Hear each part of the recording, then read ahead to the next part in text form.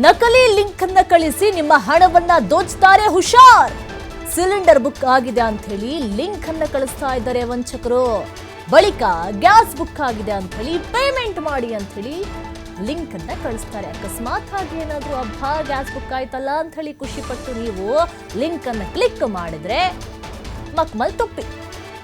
ಹೀಗಾಗಿ ಜಾಗೃತಿಯನ್ನು ಮೂಡಿಸ್ತಾ ಇರುವಂತಹ ಬೆಂಗಳೂರು ಪೊಲೀಸರು ಎಚ್ಚರಿಕೆಯಿಂದ ಇರುವಂತೆ ಸಾರ್ವಜನಿಕರಲ್ಲಿ ಪೊಲೀಸರು ಮನವಿಯನ್ನ ಮಾಡ್ಕೊಳ್ತಾ ಇದ್ದಾರೆ. ಒಂದು ಕಡೆ ಇಷ್ಟು ದಿನ ಚಿನ್ನ, ಬೆಳ್ಳಿ, ವಜ್ರ ಜಾಸ್ತಿ ಆಗ್ತಾ ಇದೆ ಅಂಥೇಳಿ ಅದ್ರ ಕಳ್ತನ ಜಾಸ್ತಿ ಆಗ್ತಾ ಇತ್ತು. ಈಗ ತುಂಬಿದಂಥ ಸಿಲಿಂಡರ್ಗಳನ್ನ ಎತ್ತೊಯ್ತಾ ಇದ್ದಾರೆ ಖದೀಮರು. ಪೆಟ್ರೋಲ್ನ ಸಹ ಬಿಡ್ತಾ ಇಲ್ಲ. ಮೊನ್ನೆ ಎಷ್ಟೋ ಘಟನೆಗಳನ್ನ ನೋಡಿದ್ವಿ. ರಾತ್ರಿ ಮನೆ ಬಾಗಿಲಿಗೆ ಬಂದು ಮನೆ ಎದುರುಗಡೆ ಇಟ್ಟಂತ ಸಿಲಿಂಡರ್ನ ತುಂಬಿಕೊಂಡು ಹೋಗ್ತಾ ಇದ್ದಾರೆ. ಪೆಟ್ರೋಲ್ನು ಸಹ ನಿಲ್ಲಿಸಿದಂಥ ಬೈಕ್ನಲ್ಲಿ, ಕಾರ್ಗಳಲ್ಲಿ ಪೆಟ್ರೋಲ್, ಡೀಸೆಲ್ಗಳನ್ನ ಎತ್ತಾಕೊಂಡು ಹೋಗ್ತಾ ಇದ್ದಾರೆ. ಇಲ್ಲಿಂದ ಎಲ್ಲಿಗೆ ಲಿಂಕ್ ಆಗ್ತಾ ಇದೆ ಅಂತ ಇದ್ರ ಬಗ್ಗೆ ಹೆಚ್ಚಿನ ಮಾಹಿತಿ ಕೊಡ್ತಾರೆ ನಮ್ಮ ಪ್ರತಿನಿಧಿ ಸಂತೋಷ್ ಪಟೇಲ್. ಸಂತೋಷ್, ನೋಡಿ, ಈಗ ಎಲ್ಲಿಂದ ಎಲ್ಲಿಗೆ ಯುದ್ಧದ ಎಫೆಕ್ಟ್ ಆಗ್ತಾ ಇದೆ ಅಂತ ಹೇಳಿದ್ರೆ, ಒಂದು ಕಡೆ ಈ ಸೈಬರ್ ವಂಚಕರು ಸಿಕ್ಕಿದ್ದೇ ಚಾನ್ಸ್ ಅಂತ ಹೇಳಿ ಒಂದು ಫೇಕ್ ಲಿಂಕ್ ಅನ್ನ ಕಳಿಸ್ತಾರೆ. ಆ ಲಿಂಕ್ ಅನ್ನ ಏನಾದ್ರು ಕ್ಲಿಕ್ ಮಾಡಿದ್ರೆ ಹಣ ದೋಚ್ಕೊಂಡು ಹೋಗೋದು ಅಂತೂ ಪಕ್ಕ. ಯಾವ ರೀತಿಯಾಗಿ ಇದನ್ನೆಲ್ಲ ಕೆಲಸಗಳನ್ನ ಮಾಡ್ತಾ ಇದ್ದಾರೆ, ಪೊಲೀಸರು ಏನು ಕ್ರಮವನ್ನು ತೆಗೆದುಕೊಳ್ತಾ ಇದ್ದಾರೆ ಅಂತ?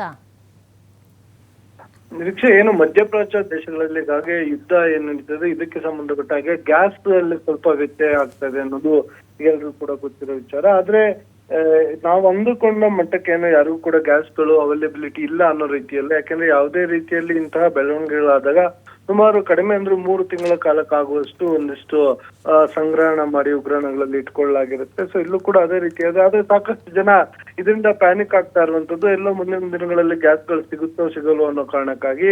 ಸೊ ಇಂತಹ ಬೆಳವಣಿಗೆಗಳು ಆದಂತ ಸಂದರ್ಭದಲ್ಲಿ ಸೈಬರ್ ವಂಚಕರುಗಳು ಏನಿರ್ತಾರೆ ಇದನ್ನ ಅವಕಾಶವಾಗಿ ಮಾಡ್ಕೊಂಡು ಇದರಿಂದ ನಾವೇನು ಲಾಭವನ್ನ ಪಡ್ಕೊಳ್ಬಹುದು ಅಂತೇಳಿ ವಂಚ ಆಗ್ತಾ ಇರ್ತಾರೆ. ಈಗ ಯಾವಾಗ ಎಲ್ರು ಕೂಡ ಹೆಚ್ಚಿನದಾಗಿ ಈ ಗ್ಯಾಸ್ಗೆ ಕೊರತೆ ಆಗ್ತದೆ, ಕಮರ್ಷಿಯಲ್ ಗ್ಯಾಸ್ ಸಿಲಿಂಡರ್ಸ್ ಗಳು ಏನ್ ಸಿಗ್ತಲ್ಲ ಅಂತ ಹೇಳಲಾಗ್ತದೆ, ಇದನ್ನ ಆಧಾರವಾಗಿ ಇಟ್ಕೊಂಡು ಆಟೋಮೆಟಿಕ್ ಆಗಿ ಎಲ್ಲರ ಗ್ರಾಹಕರ ನಂಬರ್ಗಳೇನಿರುತ್ತೆ ಈ ನಂಬರ್ಗಳನ್ನು ತೆಗೆದುಕೊಳ್ಳುವಂಥದ್ದು, ಅವ್ರಿಗೆ ನೇರವಾಗಿ ನಿಮ್ಮ ಸಿಲಿಂಡರ್ ಬುಕ್ ಆಗಿದೆ ಅಂತೇಳಿ ಒಂದು ಫೇಕ್ ನಕಲಿ ಲಿಂಕ್ ಗಳನ್ನ ಕಳಿಸುವಂಥದ್ದು. ಅದನ್ನ ಯಾರು ಕ್ಲಿಕ್ ಮಾಡ್ತಾರೋ ಅದಕ್ಕೆ ಹಣ ಹಾಕ್ತಾರೆ.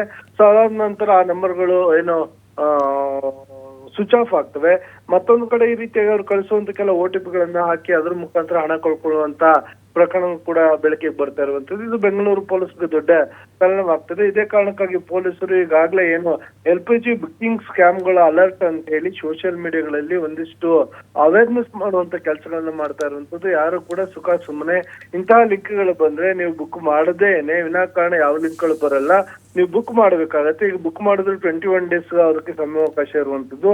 ಸೊ ಈ ರೀತಿಯಾಗಿ ನಿಮ್ಗೆ ಯಾವುದೇ ರೀತಿಯ ನಕಲಿ ಇಂತಹ ಲಿಂಕ್ಗಳು ಬಂದಾಗ ಅದನ್ನ ಕ್ಲಿಕ್ ಮಾಡಬೇಡಿ ಮತ್ತು ಅದಕ್ಕೆ ಯಾವುದೇ ರೀತಿಯ ಪೇಮೆಂಟ್ ಗಳನ್ನು ಕೂಡ ಮಾಡಬೇಡಿ ಅಂತೇಳಿ, ಅಂತಹ ಲಿಂಕ್ಗಳು ಬಂದಾಗ ಅದಕ್ಕೆ ಸಂಬಂಧಪಟ್ಟ ಹಾಗೆ ದೂರನ್ನ ಕೊಡಿ ಅಂತೇಳಿ ಅವೇರ್ನೆಸ್ ಕೆಲಸವನ್ನ ಮಾಡ್ತಾ ಇರುವಂತದ್ದು. ಆದ್ರೆ ಇಂತಹ ಬೆಳವಣಿಗೆಗಳಾದಾಗ ಇಲ್ಲ ಹೊಸ ಟ್ರೆಂಡಿಯಾಗಿ ಸೈಬರ್ ವಂಚಕರು ಯಾವ ರೀತಿಯಾಗಿ ವಂಚಿಸಬಹುದು ಜನಸಾಮಾನ್ಯರು ಅಂತ ಕಾಯ್ತಾ ಇರ್ತಾರೆ. ಇದೊಂದು ಈ ಯುದ್ಧದ ಭೀತಿಯ ನಡುವೆ ಗ್ಯಾಸ್ಗಾಗಿ ಪರದಾಟ ಏನಾಗ್ತದೆ. ಸೊ ಈ ಕಾರಣಕ್ಕಾಗಿ ಇದನ್ನ ಅಡ್ವಾಂಟೇಜ್ ಆಗಿ ಮಾಡ್ಕೊಂಡು ಜನರನ್ನ ವಂಚನೆಯನ್ನ ಮಾಡ್ಲಿಕ್ಕೆ ಮುಂದಾಗಿರುವಂತದ್ದು ನಿರೀಕ್ಷಾ. ಓಕೆ, ಥ್ಯಾಂಕ್ ಯು ಸಂತೋಷ್ ನಿಮ್ಮೆಲ್ಲ ಮಾಹಿತಿಗಾಗಿ.